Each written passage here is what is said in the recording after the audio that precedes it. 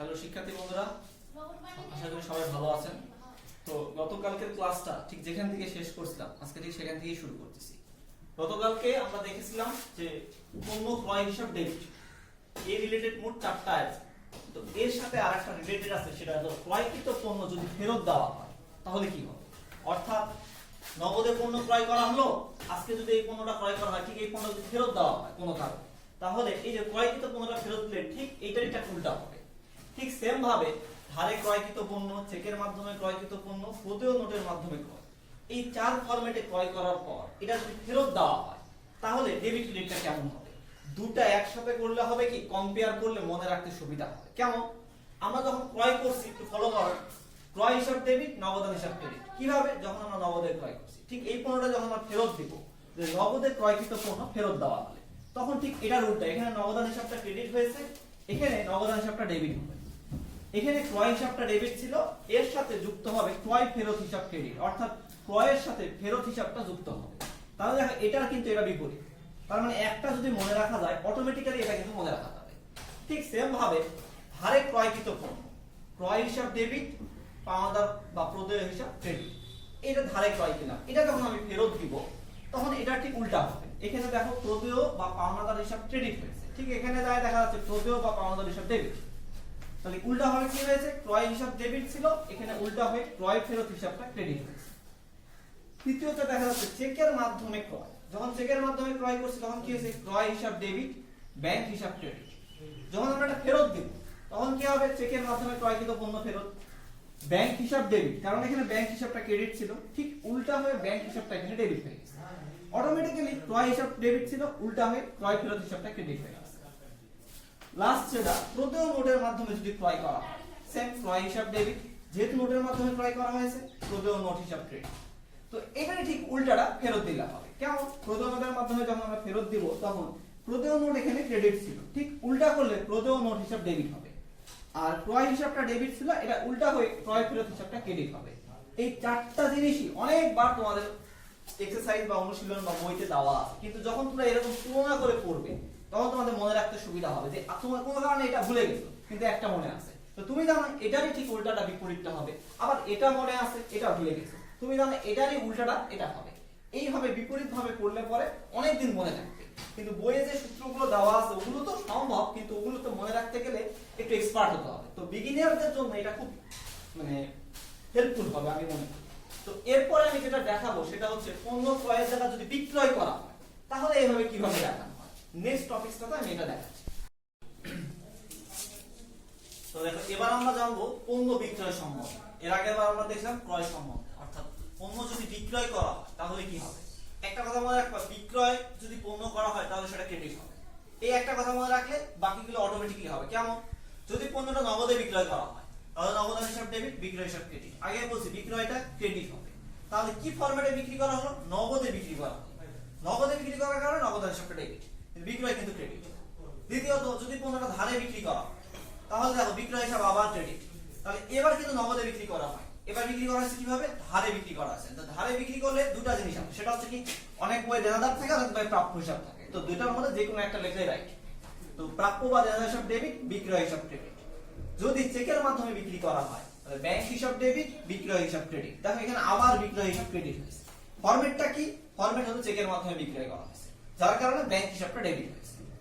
তৃতীয় লাস্ট যেটা আছে সেটা হলো প্রাপ্য নোটের মাধ্যমে বিক্রয়, আবার দেখো বিক্রয় হিসাব ক্রেডিট। তো যেহেতু এখানে ফরম্যাটটা হচ্ছে প্রাপ্য নোট, তাহলে প্রাপ্য নোট হিসাব ডেবিট।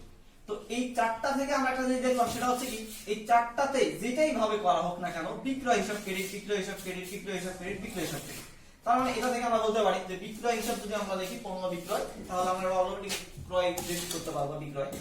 এখন ডেবিট কি করব, ডেবিট করব হচ্ছে যেভাবে বিক্রি করা হবে। যদি নগদে বিক্রি হয় নগদ ডেবিট, যদি ধারে বিক্রি হয় দেনাদার ডেবিট, যদি চেকের মাধ্যমে বিক্রি হয় তাহলে ব্যাংক ডেবিট, যদি প্রাপ্য নোটের মাধ্যমে বিক্রি হয় তাহলে প্রাপ্য নোট হিসাব ডেবিট। তার মানে আমরা একটা কথা মনে রাখি যে আমাদের 4টা অটোমেটিক্যালি হবে।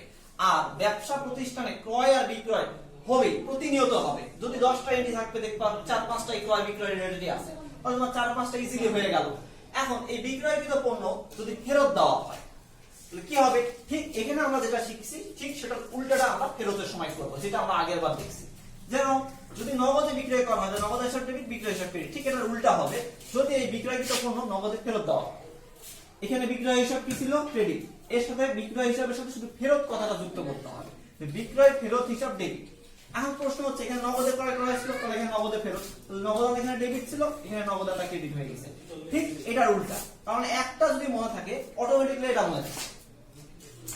তারপরে আসি যদি ধারে বিক্রয় করা হয়, ধারে বিক্রয় করলে এখানে দেখো বিক্রয় হিসাব ক্রেডিট আছে, তাহলে অটোমেটিক্যালি বিক্রয় ফেরত হিসাবটা ডেবিট হবে।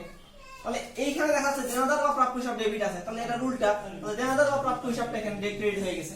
তার মানে এটা যদি মনে থাকে তাহলে এটা অটোমেটিক্যালি উল্টে দিলে হয়ে যাচ্ছে। আর একটা বিষয়, চেকের মাধ্যমে বিক্রয়, ব্যাংক হিসাব ডেবিট, বিক্রয় হিসাব ক্রেডিট। তাহলে বিক্রয় হিসাব যেহেতু ক্রেডিট, তাহলে ওখানে গেলে উল্টা হয়ে যাবে, বিক্রয় ফেরত হিসাব ডেবিট, চেকের মাধ্যমে বিক্রয় ফেরত হিসাব ডেবিট। যেহেতু এখানে ব্যাংক হিসাব ডেবিট ছিল, উল্টা হয়ে গেলে ব্যাংক হিসাবটা এখানে ক্রেডিট হবে। তারপরে আসি প্রাপ্য নোটের মাধ্যমে বিক্রয়, এখানে দেখা যাচ্ছে বিক্রয় হিসাব ক্রেডিট, তাহলে অটোমেটিক্যালি এখানে বিক্রয় ফেরত হিসাবটা ডেবিট। আর প্রাপ্য নোট হিসাব এখানে ডেবিট ছিল, এখানে উল্টা হয়ে গেল, প্রাপ্য নোট হিসাব ক্রেডিট। তার মানে এখানে দেখা যাচ্ছে একটা কমন টপিকস যে বিক্রয় ফেরত হিসাবটা অলওয়েজ ডেবিট হচ্ছে, প্রত্যেক জায়গাতেই ডেবিট, প্রত্যেক জায়গাতেই ডেবিট, প্রত্যেক জায়গাতেই ডেবিট। অর্থাৎ যে ফরম্যাটটাতে দেওয়া হবে সেই ফরম্যাটটাকে আমরা ক্রেডিট করব। এখানে দেখতে পারবা হয়তো শুরুতে 3 তারিখ বা 4 তারিখে দেখা গেল যে পণ্য বিক্রি করা হয়েছে 10,000 টাকা, আবার 20 বা 22 তারিখে দেখা গেল ওই পণ্য 3,000 টাকা ফেরত দেওয়া হলো। তাহলে এই 10 তারিখের বা ওই সময় যে লেনদেনটা হয়েছিল এটা যদি আমরা ফলো করি, তাহলে ওইটার বিপরীতটাই আমরা শেষে দিতে পারবো।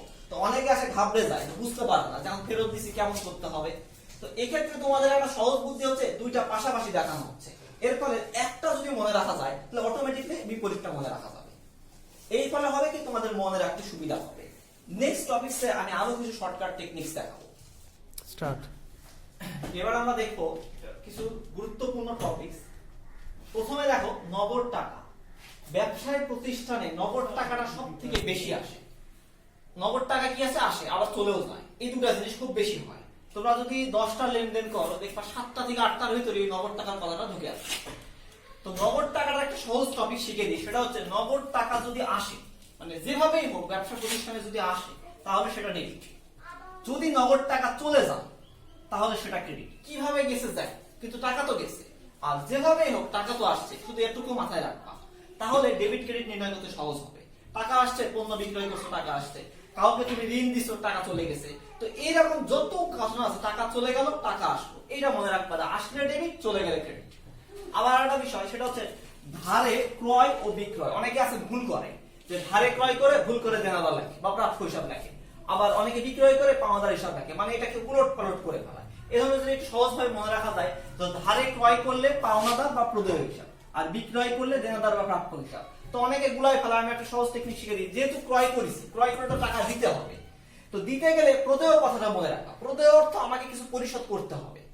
আর প্রাপ্য কথাটা যদি মনে রাখো, তার মানে টাকাটা আমি পাবো, অর্থাৎ বিক্রি করা হয়েছে, টাকা আমি পাবো, কিন্তু এখনো পাইনি, কিন্তু পাবো। এই কথাটা মনে রাখলে মনে রাখবা প্রাপ্য। এই দুইটা জিনিস অনেকেই উলট পালট করে ফেলে, আর যখনই উলট পালট করবে তখন ডেবিট ক্রেডিট নির্ণয় ভুল হয়ে যাবে। তো এইভাবে মনে রাখবা, ক্রয় করলে প্রদেয়, বিক্রয় করলে প্রাপ্য, সহজ হবে।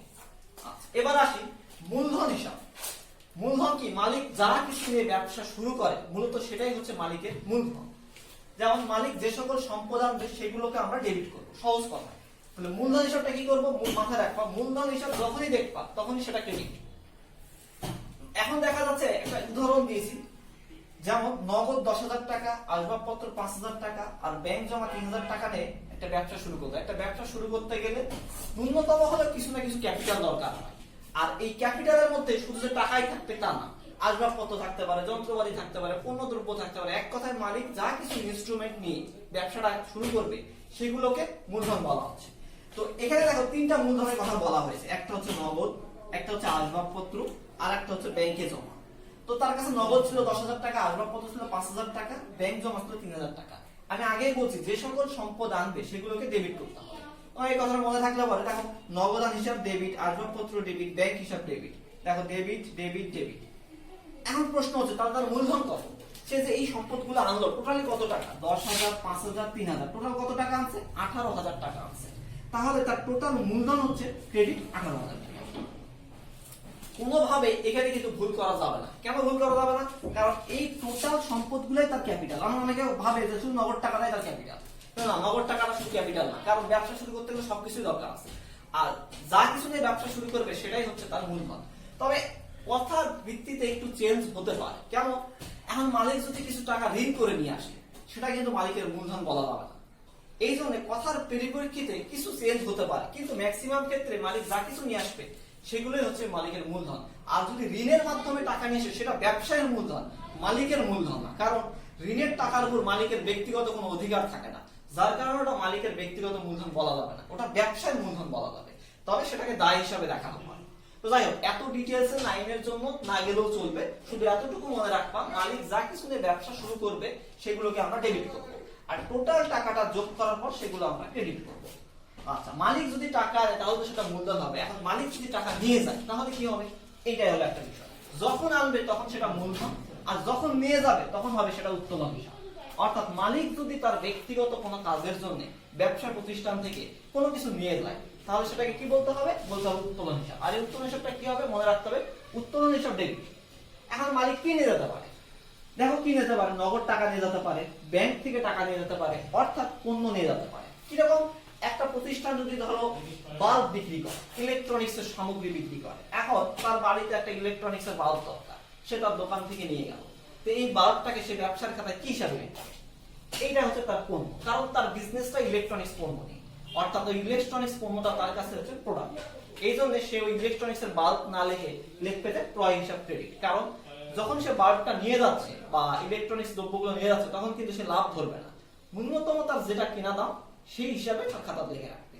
এই জন্য মালিক যদি তার ব্যবসা থেকে পণ্য নিয়ে যায়, সেই জন্য এটাকে ক্রয় হিসাব ক্রেডিট করতে হয়। দেখো, একটা ফরম্যাট দেখো, সব জায়গাতেই কিন্তু উত্তোলন হিসাব ডেবিট আছে। যদি নগদ টাকা নিয়ে যায় উত্তোলন ডেবিট, টাকা কমে গেছে নগদান ক্রেডিট। আবার দেখো, ব্যাংক থেকে যদি টাকা নিয়ে যায় মালিক, তাহলে আবার উত্তোলন ডেবিট, যেহেতু ব্যাংক থেকে টাকা কমেছে ব্যাংক হিসাব ক্রেডিট।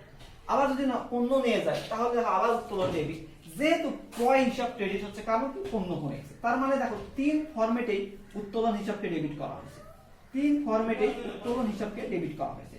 তোমাদের যদি একটা কথা মনে রাখে যে উত্তোলন যখনই আমরা দেখবো, মানে মালিক ব্যক্তিগত কাজের জন্য যখনই নিয়ে যাবে সেটা হচ্ছে উত্তোলন। আর মালিক যদি কিছু নিয়ে আসে ব্যবসায়, তবে সেটা হবে মূলধন। তবে মূলধন হবে ক্রেডিট আর উত্তোলন হবে ডেবিট। এই সহজ কথাটা যদি মনে থাকে, তাহলে এই রিলেটেড যত ডেবিট ক্রেডিট নির্ণয় আছে সব তোমাদের দ্বারা সম্ভব হবে। তাহলে আজকে আমরা মোটামুটি কি শিখলাম? ক্রয় শিখলাম, ক্রয় ফেরত শিখলাম, বিক্রয় শিখলাম, বিক্রয় ফেরত শিখলাম। তারপরে নগদ টাকাটা সব থেকে বেশি আসে, নগদ টাকা আসলে ডেবিট, চলে গেলে ক্রেডিট, এটাও একটা শিখলাম। মালিক যে মূলধন নিয়ে আসবে, মূলধনটা ক্রেডিট হবে, এটাও একটা শিখলাম। আবার মালিক যদি টাকা নিয়ে চলে যায় বা যে কোনো কিছু নিয়ে চলে যায়, সেটা হচ্ছে উত্তোলন হবে, এটাও শিখলাম। তাহলে এই যে মোটামুটি যে কয়টা টপিক শিখলাম, এটা প্রায় মনে করো 70% টপিক। আরো যে 30% টপিকস আছে, এই টপিকস গুলা ধীরে ধীরে দেওয়া হবে, কিন্তু এই মেজর টপিকস গুলো ঘোরাফেরা করে। ক্রয় করা, বিক্রয় করা, ঋণ দেওয়া, ঋণ দিলে টাকা চলে যাচ্ছে। আবার দেখা যাচ্ছে ব্যবসা শুরু করতে গেলে মূলধন লাগবে, আবার ব্যবসা শুরু করতে গেলে মালিক তার ব্যক্তিগত কাজের জন্য কিছু জিনিস নিয়েও যাবে। তার মানে আমি যদি 8-10টা এন্ট্রি পাই, এর মধ্যে দেখো 50% আছে। তাহলে আমাদের মোটামুটি এই কয়টা জিনিস যদি আমরা মনে রাখতে পারি, আমাদের 50% কাজ মোটামুটি শেষ। আর বাকি যে 50% কাজ থাকলো, এটা নেক্সট ক্লাসে দেওয়ার চেষ্টা করব। সো শিক্ষার্থী বন্ধুরা, আজকে ক্লাসটা এখানেই শেষ করতেছি। আশা করবো সামনের ক্লাসে আবার দেখা হবে। ভালো।